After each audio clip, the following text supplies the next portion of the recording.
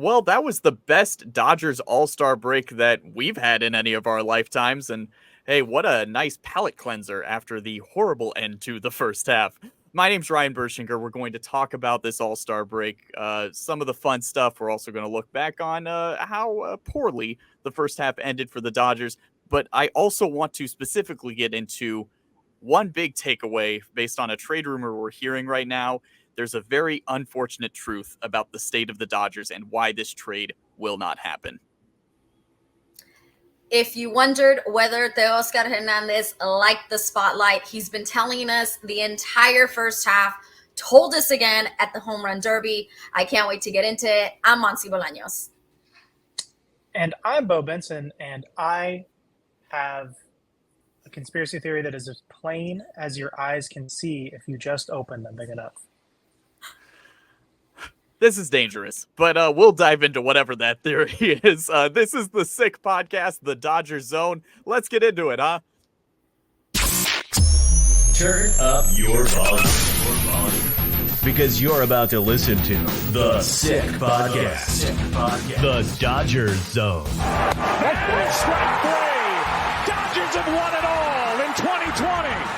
Fernando Valenzuela has pitched a no-hitter at 10:17 in the evening of June the 29th, 1990. If you have a sombrero, throw it to the sky. The sickest LA Dodgers podcast. It's gonna be sick. That's right. Sick Podcast doesn't stop, even though baseball has for a couple days. Even though Beau is in a hotel room and I am in a nondescript blue room. It may or may not be a radio studio, but there's no iconography around me for you to be able to tell that, so don't worry about it. I was about to make the most dangerous joke that I've ever made on this show, and I'm not going to do it. Yeah, I'm on my way. I'm on my way home from Pennsylvania. Just kidding. I'm just kidding. I'm joking. I've been in California all week. It's fine. Well, let's look at this All-Star break here, because as I mentioned off the top, like, this is, and I mean this, the best Dodgers All-Star break that I've ever seen in my life, and I'm sure that's the same for you guys. Because Dodgers in the Home Run Derby and in the All-Star game tends to just be nothing. Either I had mentioned Yasiel Puig last time. I didn't even mention how bad he was in the Home Run Derby. I didn't realize he's actually the last person to not hit a home run in a round at the Home Run Derby for the entire thing. He showed up, he swung and missed at a pitch, didn't hit a ball into the stands, which is rather embarrassing. But that's also kind of what the tune has been like for Dodgers in the All-Star game. We think about a couple years ago where the game was at Dodger Stadium, and having Clayton Kershaw be able to start the game was awesome. Like, that was a great moment for us as Dodger fans. It's not like he was totally dominant, but, you know, whatever, who cares? It's an All-Star game. But overall, though, we've seen, like, maybe some guys get a hit here and there, but really to have Ohtani show up, hit a home run on that stage, to have Teoscar Hernández to have an incredible showing at the Home Run Derby and winning it, which is something we never thought would happen. Hey, there it is. There's our championship. Clearly, we need to just move to Globe Life Field because all we do is win in that stadium. So, Dodger Stadium, Texas. Many people are saying that winning the Home Run Derby is actually more impressive than winning the World Series. So, you know, just think about that. Are those people drunk? Like the girl that sang the national anthem? How dare you? No, those people aren't drunk that are saying that. Oh, that was a beautiful national anthem. That's what she said before she started singing too. She said, "By the way, whoever wins this, bigger than the World Series." Yeah. That she just let it rip for 2 minutes, and my goodness, she thought she was doing great. Like, you could tell she was into it. And she didn't miss any of the words, so I am going to give her credit for that, because that's impressive. Like, if you're inebriated and you're singing a song and you don't forget the words, that's pretty good. That's half the battle. The other half, she did not win. Yeah. Not to get uber patriotic here, but I do believe she said, by the twilight's last gleaming, and it's at the twilight's last gleaming. So she wasn't, she didn't bat 1,000. I actually You know what? I just learned that that's the proper line. I thought it was the right line. So. Imagine if Blake Trinan was an all-star. He would have tackled her. He's just storming out like mid-song. He's just got his head down, just like, excuse me. Not the first time he stormed something, for sure. No. Monse, talk about Teoscar Hernández showing in the home run derby, as you mentioned, because it was really great. It really was. And like, I did not pick Teoscar Hernández to win that. And I don't think either of you guys would have picked him right before it started. We all, I think, had somebody else in mind. And what I was really the most impressed by is in that first round, when he took his first break, I think he had 5 home runs. Like, it was just like, you thought, oh no, this is good try. We appreciate it. And then he got into a rhythm. And just like we've seen the entire season, when the moment is big, he performs. So when he, in that first round, got to the final 3 outs, like if you could hit one beyond 425, they give you an extra out. That's when he actually got even more to really win, in the top 4 in that first round. Like, I just was like, man, this guy, he is the real deal when it comes to pressure, when it comes to being in the spotlight, when it comes to having a moment and delivering. He is that guy for the Dodgers. And he's shown that all season. And he's the first Dodger to win the home run derby. I mean, like, come on. That's amazing. Yeah. I think 4 years, $100 million. Yeah. Why not? Honestly. Yeah. Stop. Yeah, do it. Let's do it. That's a very reasonable contract for Teoscar. Yeah. I do agree. No, I don't think it's reading too much into it when you mention the fact that, like, he really is thriving for the spotlight. And this is something that's great to see because, as Beau has mentioned, and as we've talked about throughout the season with Teoscar, he feels like a guy who could be a World Series MVP because he thrives in the spotlight. He comes through in these big situations. And despite the fact that, he had the cards stacked against him in that first round, but it didn't phase him.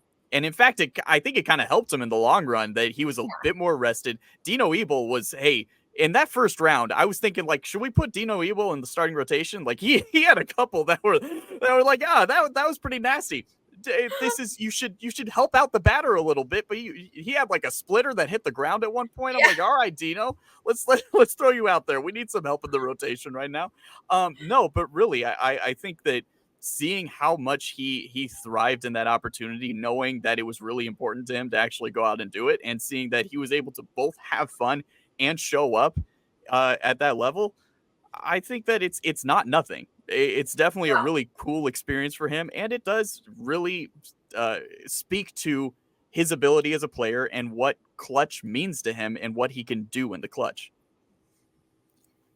And I feel like the Dodgers right now, they're in such a slump, that's the nice way to put it, that I think any type of like mental victory is really good for like Teoscar, Ohtani hitting that homer. I think that's like, it's like the guys that are doing well, they need to continue to feel like they can do well.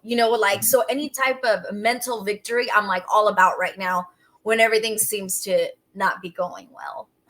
Mm-hmm. Yeah. I'm all for it. And especially with Ohtani in the All-Star game too, like to see him really be the only offense for the National League, which is just, this is I hate referencing the Tungsten Armo Doyle tweet, but it really was that in the world in this time in the All-Star game where like Shohei Ohtani provides all of the offense and does something that's never been done in the All-Star game before by being both a winning pitcher in a previous All-Star game and hitting a home run in a different one as the National League loses 5-3. It's really like what Story the of hell? His life. Yeah, Story of exactly. his life. And so, I mean, clearly Logan Webb was this was all his doing, and he did. Oh yeah, okay. Well, just go ahead and do what I was going to do then. That's fine. They're so perfect. Obvious. Tell us. He did it on purpose. Logan Webb absolutely tanked that game so that Ohtani wouldn't win MVP. What else do the Giants have going for him? Nothing at all. So why wouldn't Logan Webb just do that? So obvious. Yeah. Disgusting. Thanks a lot. No sportsmanship whatsoever. I liked it. Like, who was it? Jarren Duran won the MVP. Yeah. And like all the sports writers gotta be like, wow, what a great moment for Jarren Duran, a guy you definitely all know. I feel bad. Yeah. Did you see Passan today be like, Paul Skeens is already among Ohtani and Judge as one of the game's faces? And I was like, what are you talking about, dude? I think that's I think it's fair. Yeah, that's I actually think no. like we're it's trending that way for sure. Sure, it's trending that way. He's not already there. I'm sorry. He pitches for the Pirates. He's good. No, he's good, but he pitches for the Pirates. Sure. Yeah. No, I understand that. Yeah, Ohtani and Judge are in their own atmosphere in terms of star power. And Ohtani, I would even argue Ohtani's in a higher atmosphere than Judge because of the world-renowned level of Ohtani. But when it comes to like trying to push new faces of baseball, I get where the push and pull is in terms of like fans will get really annoyed if like a certain young player is pumped up like crazy, because then like it's what happened with Fernando Tatis, right? Like Tatis was everywhere, all across socials, and then shot himself in the foot by taking some sort of performance enhancer and insisting it was for the ringworms. I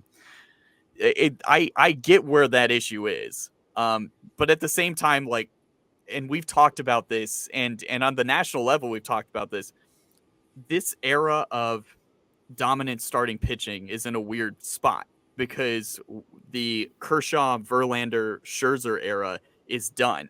Sure, those guys are still around, but they're not the same sort of stalwarts that they used to be. And then this sort of middle era of starting pitchers is you have a lot of really strong guys and a lot of great arms, but a lot of guys who are getting hurt. And because of that, they don't have like these multiple years of sustained success where you can really like lift them up as like, this is the, Maddox and Clemens and Randy Johnson and Pedro of our generation. I'm talking about like, this is like, we're still in like the Garrett Cole, Jacob deGrom era where deGrom hasn't like pitched in a year and a half or whatever. And Garrett Cole has had the same issues with injuries. So now when we look at this kind of new era of starting pitchers, Paul Skeens is at the forefront of that. And I think he really does have the potential to be in that stratosphere of the Kershaw, Scherzer, Verlander of this generation. And, I mean, obviously like Randy Johnson and Pedro like are kind of like their own beings because you don't get pitchers like them anymore. But Skeens, I think, has as good of a shot as anyone to get to that level. So I don't mind. Yeah, no, that's fine. That's all true. Do it at the end of the season, not at the end of an exhibition game where he strikes out like two guys and gets 4 outs. That's fine. And he needs to thank Baby Gronk for his popularity too. So. I also think, Beau, that him being a Pirate is actually working for him. I think it's working in his favor that he's a Pirate. Mm-hmm. Well, because history tells he's going to end up in a big market anyway. So. Well, not just that, but I think like everybody is like coming together in a kumbaya happy moment, that all the baseball fans are like happy that Paul Skeens is doing this, like that, because maybe we haven't seen a pitcher. I feel like if he was on a different team, like the Dodgers, like the Yankees, like the Phillies, people wouldn't be welcoming him with open arms. Like everybody is just so happy that Paul Skeens plays baseball. Kind of like the Ohtani effect a little bit, like until he joined the Dodgers. You know what I mean? Yeah. No, that's true. It has been a long time since there's been like a young phenom pitcher that like is gaining national attention, that is being like pushed at this level. And I think it is great for the game. Ultimately, like that's what I'm looking at is what it means for national exposure of the game. And, the Livy Dunn effect is very real. I mean, Dan Byer had a great point today. I don't know who that is. Why? I don't know who that is. I've never heard of her. She's got more TikTok followers than the Major League Baseball account, so it's worth something. But she, they had a mic on her. Like if you watch the game in the first inning, they cut away to Livy Dunn at one point in the crowd, and then you hear her say, "Come on, Paul." Like very clearly, you're like, oh, she's wearing a microphone? Okay. And that was all it was used for. Like it's not like they interviewed her. It's not like they were like using a mic'd up thing with it. They put a mic on her for like a 2-second thing saying a very generic phrase. Like it's like what maybe she just has a loud voice. You don't know. You know what? That might be it actually. Maybe your voice really carries. But yeah, that was interesting. But like I said, that impact is real, but also like Skeens is phenomenal. Like there's no question about it. Like he started the All-Star game because he quite frankly deserved to do so. I thought that they would like have Chris Sale start for like the narrative of it, and he is having a very good season. But then he started the day before the All-Star break, so he had to be replaced anyway, which made Lavella's decision a little easier. But because obviously, like this is what we wanted. Having Skeens start was great. It was a great call. Speaking of starting pitching, and speaking of great starting pitching, the Dodgers are missing a lot of it right now. They obviously, Tyler Glass, now it looks like he's going to make his next scheduled start anyway, so we should be all good there. Yoshinobu Yamamoto was transferred to the 60-day IL, which I don't think is a big surprise. It's definitely disappointing, but it means that he's out until mid-August at the earliest, which is kind of expected, given what's been going on with him. And of course, you have the struggles of Bobby Miller and Walker Buehler. A big rumor that has come out in the last couple days is the Dodgers apparently are very down with offering the Detroit Tigers a major prospect package for Tarik Skubal. Now, I love Say Tarik that 3 Skubal. times fast. Yeah, I know. There are 2 Ks in his full name, and they feel like they're in spots where they why is there a K? Anyway, so Tarik Skubal is a phenomenal pitcher. He is a rare breed where he's a lefty who can pump 100 easily. He has elite control, elite command. He's got 2 more years of team control after this one, so he's in a great position where I don't even want to say like he's just entering his prime. Like he's entering his sort of window of dominance. Like this guy's going to be in his prime for a very long time. But in terms of like the best that he's at, this is just the start of it. The Dodgers being linked to him, of course, is very exciting. And it totally makes sense as to why the Dodgers want to be after him. But I'm going to say something that I haven't said in a really long time about the Dodgers. This is the truth. They do not have enough to give the Tigers for Tarik Skubal. They don't have enough to get somebody. This is a team, a franchise that has, if they wanted to make any given trade, they could have done so in the last 5, 6, 7 years. If they wanted to get Juan Soto really that bad, they could have beat the Padres' price for him. And even that was a gigantic package. But if you look at what they were able to get Max Scherzer and Trey Turner, even with an extra year of control for Trey Turner. They were able to get shorter term guys like Manny Machado and Yu Darvish. They've been able to get very strong packages from other teams, and they've been able to be a part of any sort of conversation when it comes to trading for top flight talent at the deadline. This is the first time where I'm looking at the Dodgers and saying, they're not going to be able to do this. Now, of course, yeah, if they were like, hey, here's Shohei Ohtani, sure, of course, they have the talent, quote unquote, but I mean realistic tradable packages.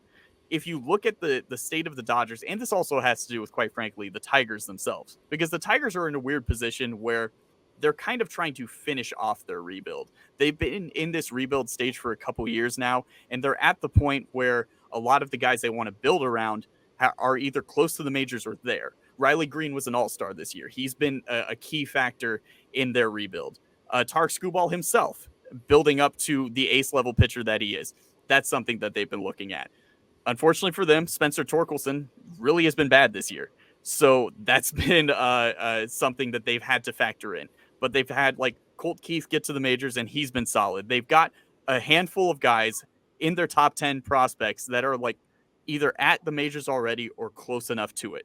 So if they're going to trade Tarik Skubal right now, they're looking for talent that is either ready to get to the majors right now or ready to be an impact player next year at the latest. And the Dodgers do not have enough young talent right now to satisfy that sort of package for the Tigers. Because quite frankly, if they were to try to put together something like that, you would have to use either Gavin Stone or Bobby Miller. And Gavin Stone is necessary to this team right now.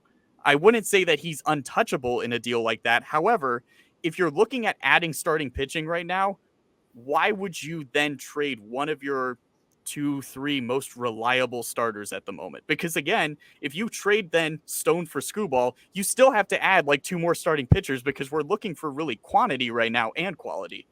And if it's Bobby Miller, his value is at its lowest that it's ever been. And it doesn't really feel like a Dodger thing to trade Miller right now. And especially then if his value is that low, can he really then headline a package for Skubal at the moment? I don't think so. So then beyond that, you're looking at like guys like Nick Frasso and River Ryan, who are pretty close to the majors. And then, I don't know, you would have to look at top 10 prospects like Josue DePaula, who's a few years out at least. You would have to include Dalton Rushing, he's in Double-A right now, probably a year or 2 out. It's just hard for me to see a package that the Dodgers can give the Tigers that makes sense for them.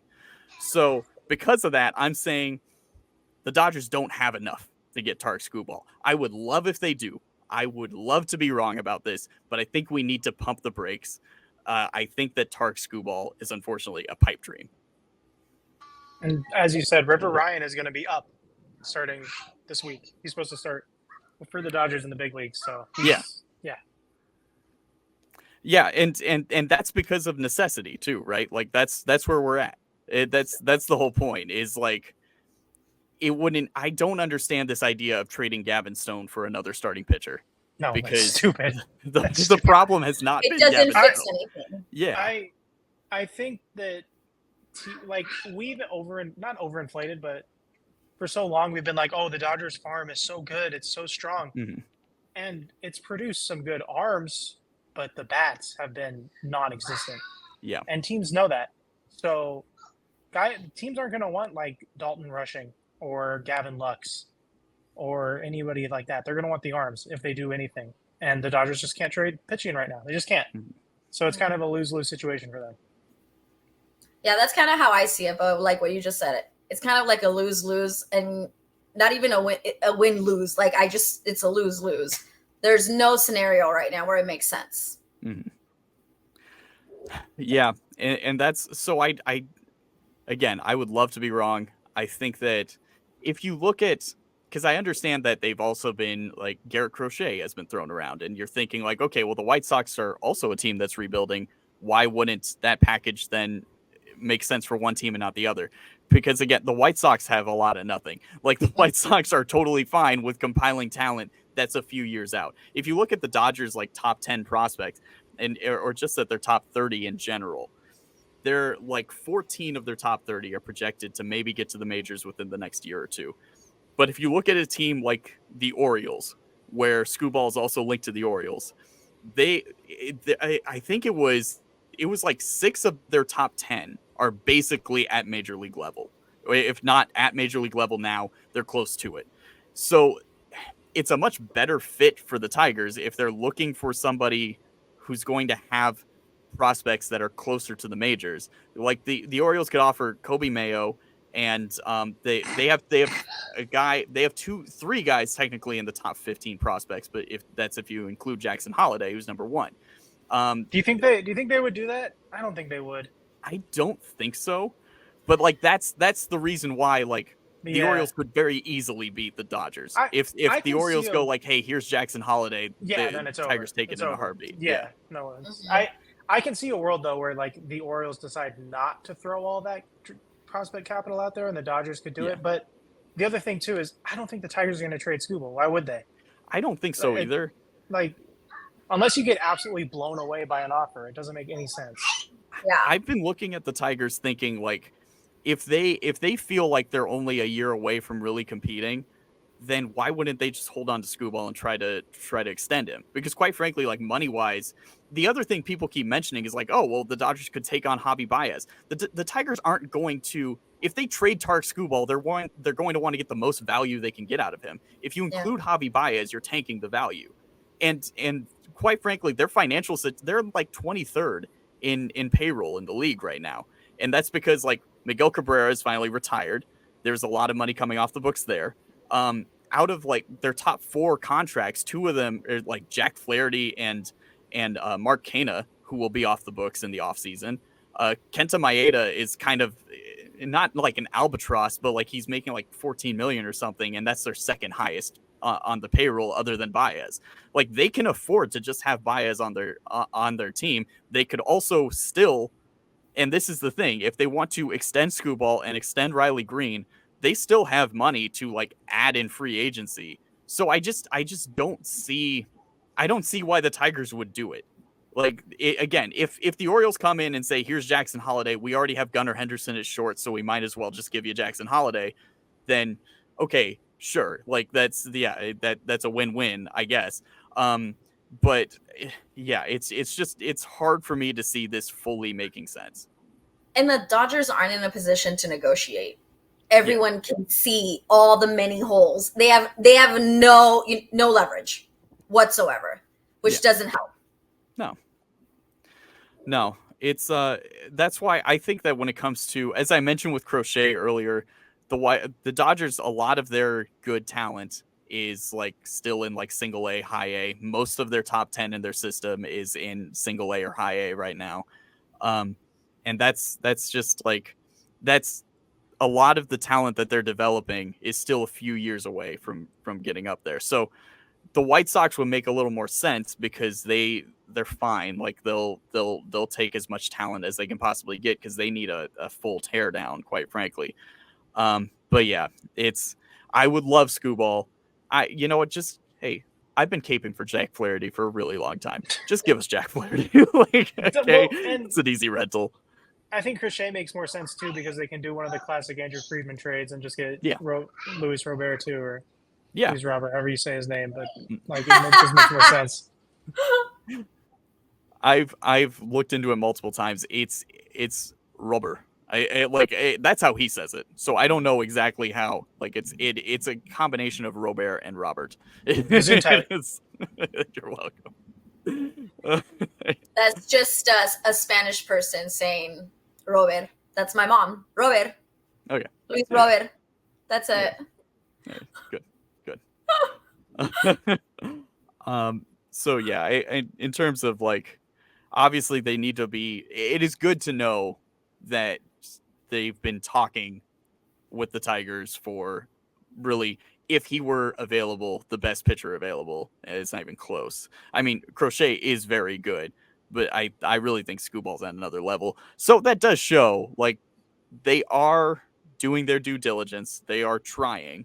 And with the way that the first half ended, there should have been alarms going off in the front office saying this team needs to do something because, as you mentioned, like if we're now going to start like River Ryan and Justin Robleski and Landon Knack like every 3 out of 5 days, I think all 3 of those guys are capable of being major league pitchers. Just who knows if it's really right now. Yeah. So I think that adding at least a couple starting pitchers and a bat is going to be very necessary. And so the fact that they are talking is a good sign. It's a good sign. Hopefully something happens. This is kind of the year to do it too, because we mentioned the Dodgers limping into the All-Star break. Everybody limped into the All-Star break. Yeah. I think everybody was not happy with the way their first half ended. Like the Phillies swept the Dodgers and then gave up like 28 runs to the Oakland A's over 3 games. Like they did. The Orioles, I think, probably had the smoothest transition into the break. And that's because Alex Verdugo doesn't know how to feel the ball. Yeah, and they still lost. Like, nobody ended, I think, the way they wanted to. No. Yeah, I think that was the positive. Like looking at that last day in the second half where the Dodgers get walked off on back-to-back games, which like one of them was fluky. You're not going to have the bullpen blow a 5-run lead every day. That was stupid and that sucks, but I'm still not, setting the bullpen on fire because of it. Pretty bad to like score 3 runs in the first inning and then nothing for the rest of the game and then get mad for the bullpen for not being able to hold that. Granted, I don't know why Yohan Ramirez is getting tossed out for the 9th inning after pitching the inning prior where Vesia was up in the bullpen and like, I don't know. That was a weird one. That was a really weird one. Classic Donkey Dave, man. Yeah. But it's the exact, like, over the last 50-something games, the Dodgers have been below 500, yet they've only lost 1 game in the standings. Like their 8-game lead has dwindled to a 7-game lead.